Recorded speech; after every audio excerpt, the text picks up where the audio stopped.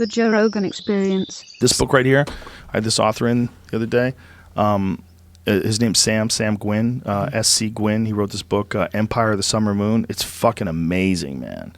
It's about the Comanches, and it's about the war they had with like through Texas and Oklahoma, and it went on forever. Like the Comanches were the last holdout against the American settlers and against the soldiers. The Comanches were the last holdouts. They were the last like truly wild tribe, and they were running the plains for like hundreds and hundreds of years with horses and shit. But here's the thing, man. This book, it's taken place in the mid 1800s to the late 1800s, which is like, that's so recently. It's so recent. Yeah, the giant rock from Egypt came over in 1888. Yes, came over in 1888. Right, it's probably older than that, but these people were essentially living a nomadic Stone Age life.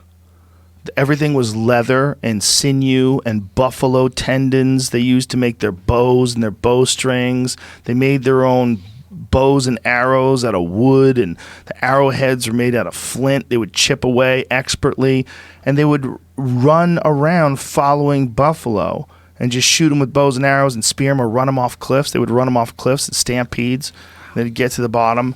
And there was sometimes so many bodies down in the bottom of these buffalo jumps that the rotting would cause combustion, and they would blow up. They would explode and catch fire just because there's hundreds and hundreds of dead, rotting buffalo on top of each other because they can't eat that many. Like, say if you have a tribe of 150 people and you kill 1,000 buffalo, like how many of those are you going to eat?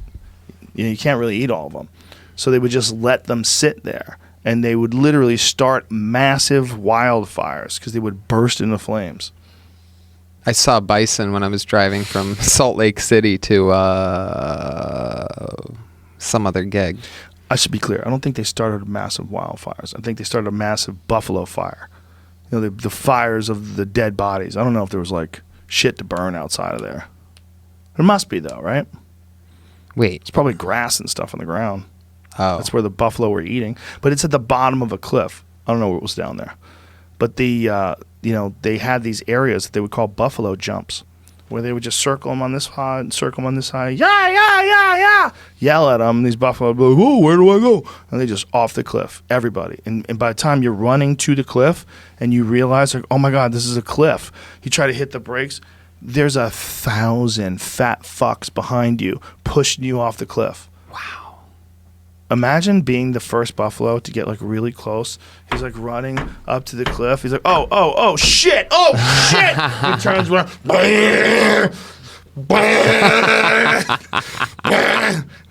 The dumbest fucking giant beast on earth. The dumbest. Elephants are smart, right?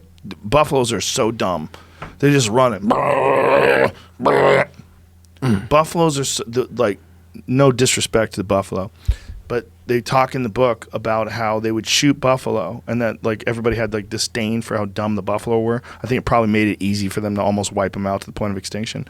But if you shoot buffalo, one goes down and the other ones look, and then they go right back to eating. And then another one goes down and the other look, and they go back to eating. Like, you have to literally go out, they were saying, and yell at them to get them to move. Yeah. That was the only way you got them away from the ones that you shot, because you wanted to eat the ones you shot. So when the ones went down, they were like, "Get out of here! Get the fuck out of here!" Like, okay, all right. I was gonna hang around and eat while my friends died. Bunch of dummies. But meanwhile, it's an amazing animal. You know, it's like if like you were gonna say that God had a plan to provide people with the perfect animal for hunting. So they want you to be eating healthy. So I'm going to give you millions of this fucking enormous animal that doesn't move when you shoot its friends. I'm gonna literally fill the plains with these things. It's just people were just such cunts that they killed them all. People were so gross because the buffaloes are so easy to kill that they just killed them all. They would have mountains of bones, man. There's a buffalo jump. This was the bonfire shelter is what it's called. It had two big events in history where it happened here. Right. So they call it the bonfire because all that blackened shit apparently was because of the fires from the buffaloes hitting and bursting into flames. And some of those buffalo jumps, they say to this day, you can find arrowheads if you go wandering around the area because, it's so populated by Native Americans at the time. But the Comanches, dude, I think this is this buffalo jump in Montana? This one's in Texas. Oh, in Texas. Yeah. So Texas was the Comanches.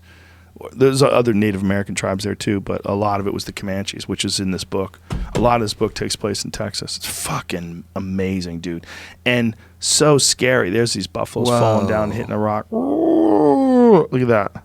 A large rock shelter was a scene of a series of prehistoric buffalo jumps. Native American hunters ingeniously stampeded herds of bison over the edge of a cliff overhanging the shelter in a narrow box canyon that empties into the Rio Grande near Langtree, Texas. The bisons plunged to their deaths on a rock pile at the opening of the shelter, and there are historically documented accounts of Northern Plains Indian groups using this effective, if indiscriminate, technique of killing bison. But you also have to remember back then, there was so many bison that if they thought they killed a couple extra thousand, they didn't give a fuck. They were everywhere.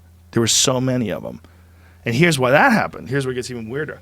They think that happened because people got smallpox and it killed like 90% of the Native American population. So when the Europeans came over in the 1500s, and whenever it was when Cortez came over here, what was that? Was that the 1500s? Anyway, when those guys came over and brought smallpox, it just wiped out like most of the population. So the buffalo, who really their major predator was people, especially Native Americans, especially once they figured out how to ride horses. But now all those dudes died. And so the buffalo went ham, just fucked up a storm, and then there was millions of them. Man. There's an author, Dan Flores, who has this whole paper that he wrote on it. What's it called? Bison Ecology, Bison Diplomacy, I think it's called. Right. Something along those lines. But it's crazy. You hear about the fate of the bison in North America. I mean, it's like the most iconic animal when you really think about the Old West. If there was one animal when you think about the Old West, maybe it'd be horses, but more likely it'd be a bison. Yeah. Why do they call Buffalo Buffalo, the city of Buffalo? Good question. Because a bison is not technically the same as a buffalo. Because those people don't move when they should, too? You son of a bitch. You snuck that in good. It's good timing, too. You had a good pause there. I'm genuinely curious. It's good pause. It seems like I don't know. Maybe there was a lot of buffalo back then. There was buffalo everywhere. They were like elk. Elk were in literally every state. Pretty much. We people are gross, man. We killed everything. Yeah. The quick question of what's the difference is contrary to the song, buffalo do not roam in American West. They are indigenous to South Asia and Africa. Buffalo. While bison are found in North America. Yeah, that's what I'm saying. Yeah. They call it American buffalo, but it's a bison. It's a different animal. The buffalo that you get in like Asia and Asian water buffalo, those are the ones that they get that are in Australia.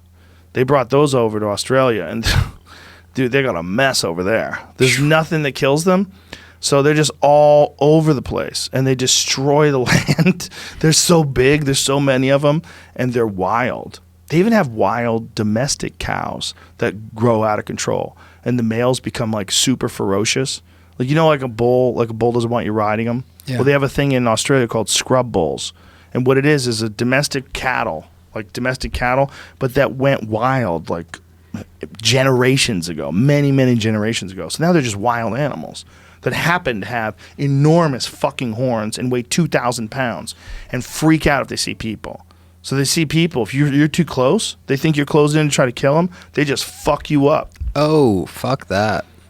Is this It's Crocodile Dundee. Dundee? I think that's a water buffalo, though. I think that's basically I was what's looking above. at it. That's like what's the same here. things, That's yeah. this. Yeah, Wow. See that above me is from my friend Adam Greentree. He shot one of those. Oh, this is crazy. He's gonna walk up to the thing. Yeah, like he knows voodoo.